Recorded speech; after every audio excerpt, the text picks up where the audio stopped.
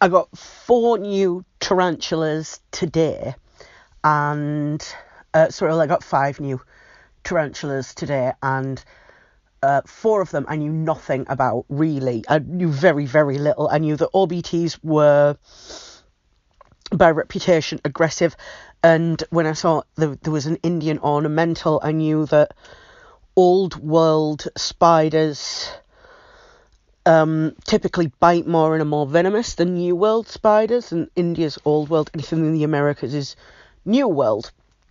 So I decided that I wasn't very happy that I didn't know very much about these spiders and tried to find information. I was really frustrated that I had to go to so many places to try and find the information that I wanted.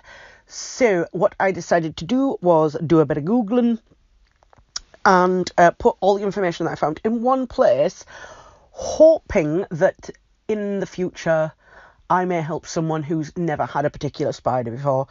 And that's all I can hope for, really, that you will find this helpful. Right, so these are going to be facts about Opal, who is my pamphobeteus, SP machala, or machala, not quite sure how that's supposed to be pronounced yet. Aka, the purple bloom, aka the purple starburst, aka the Colombian bloom, aka the Colombian purple starburst, which is apparently from Ecuador, which is a different place to Colombia.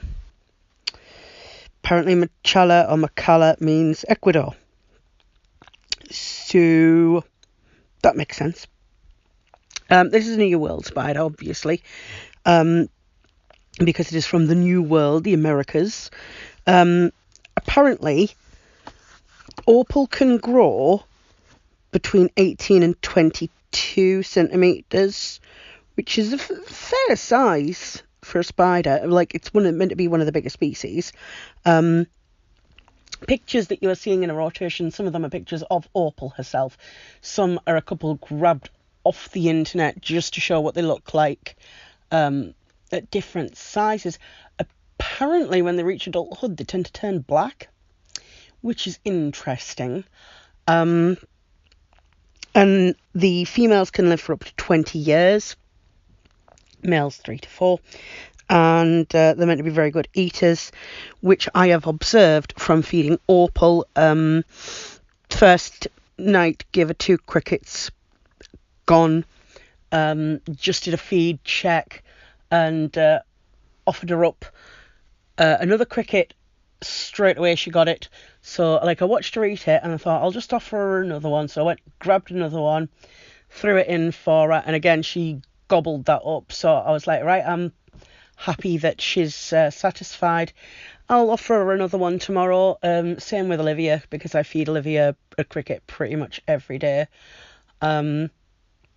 She is. I'm happy to feed them as long as they're happy to take it. The food. Because I worry that they don't eat. Finally, I am their spider mother. The thing about these spiders, reading information about them, and trying to find out more information about them, is there doesn't seem to be that much out there. It's always the same information across a whole bunch of different sites. They give us, they've got to be kept in a humid condition, they grow to a certain size, but I don't know, there's not enough detailed information out there. I feel like I need something narrated by David Attenborough, something that tells me, how they live day to day in the wild. How can I make my enclosure, which I need to change anyway, but it'll do for now because she's a burrower. This one's not deep enough for her to burrow. So I am going to have to get her a new enclosure soonish. But for now, the one she's in is probably more comfortable than the one I had before.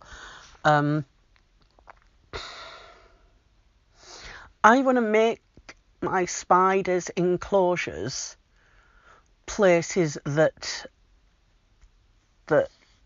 not simulate the wild, but at least meet the right conditions for them, and I just don't think the right information is out there. I'm thinking that, like, I'm going to start recording more detailed information. I'm going to start like recording more of the feeding schedules, writing it all down. I pretty much like keep it documented through the videos, but I'm gonna like start writing everything down starting tomorrow. I did a full feed. Basically, I went through every enclosure. There was only Pepper and Pedro who hadn't eaten the flies that were in their enclosures, so everyone else got flies, apart from Olivia and Opal, who got crickets, and they ate them straight away. So starting tomorrow, I'm going to start recording more detailed information, because I feel like if I've got these spiders and I'm not recording this information and then putting it out there, then I'm not helping other people, and I really should be. I think like that if you're going to keep spiders, then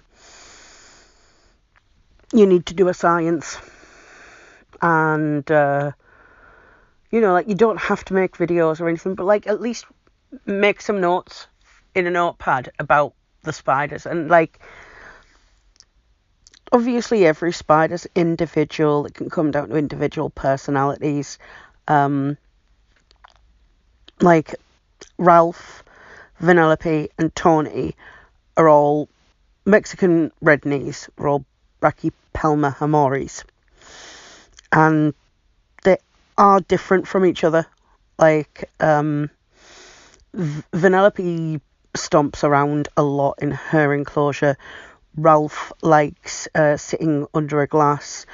Tony had been very like just sort of sit in the corner and be tiny, but since he's molted, he seems to have perked up a bit.